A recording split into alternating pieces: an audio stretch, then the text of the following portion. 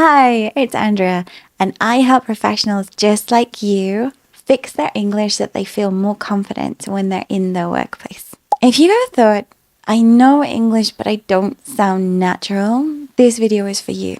This worry about not sounding natural in English is something that all of my clients face. No matter where they are in the world, they would like to sound more natural. So, with that in mind, today I'm going to teach you 10 phrases that we use in English, especially in British workplaces.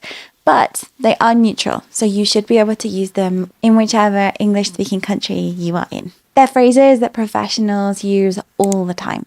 They're slick, they're smart, respectful, polished, and you probably didn't learn them at school. Remember to stick around for a quiz at the end and some practice tips as well. Are you ready? Let's begin. So first of all, what makes a phrase sound professional? It's not about using big words. It's about using phrases that are natural, respectful. It's clarity and tone. So this is the difference. We can say, can you help me? And that's fine. But you can also say, can I run something by you? It means the same thing, but it's collaborative and respectful. So today we're focusing on phrases that are professional but not robotic, help you sound considerate and competent, and are actually used in real workplaces, especially in the UK.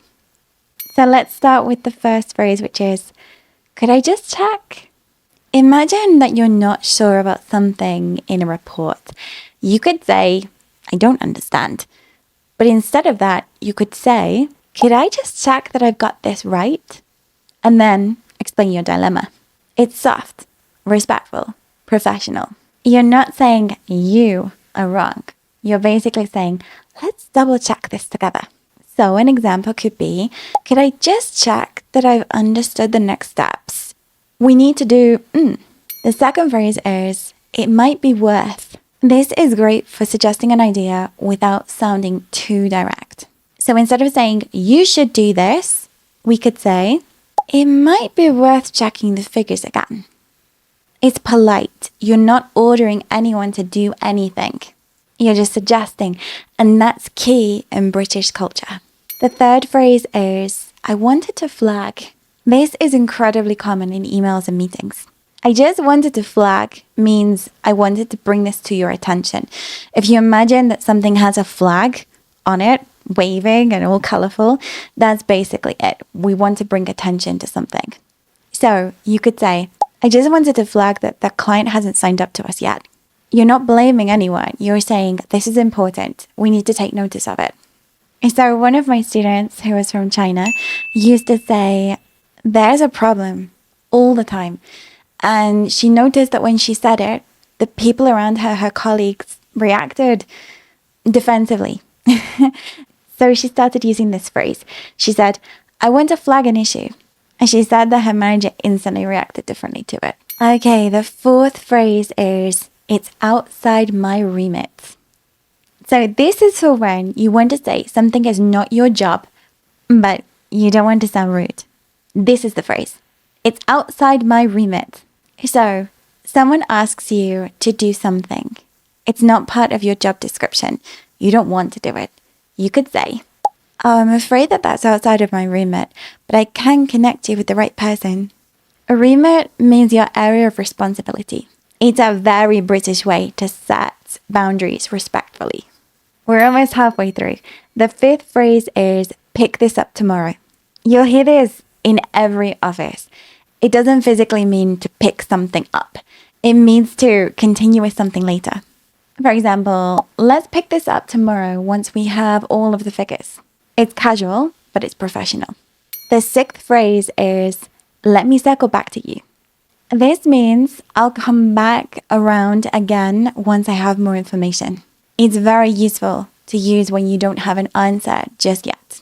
So an example would be, I'm not sure about the exact budget. I'll circle back to you later today. It's polite and it shows that you're taking responsibility without pretending that you know everything. The seventh phrase is, we're on the same page. If you want to agree or to say that you understand someone, you can say that you're on the same page. This is an example. Just to make sure that we're on the same page, Delivery is due by Friday, right? I use this all the time in business coaching. It helps avoid miscommunication. The 8th phrase is, that's a bit outside my comfort zone.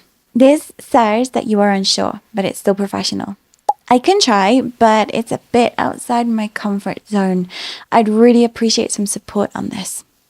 It's powerful. It shows humility, honesty, but not weakness. The 9th phrase is, let's take a step back. We need to use this phrase when something is complicated or it's going in the wrong direction.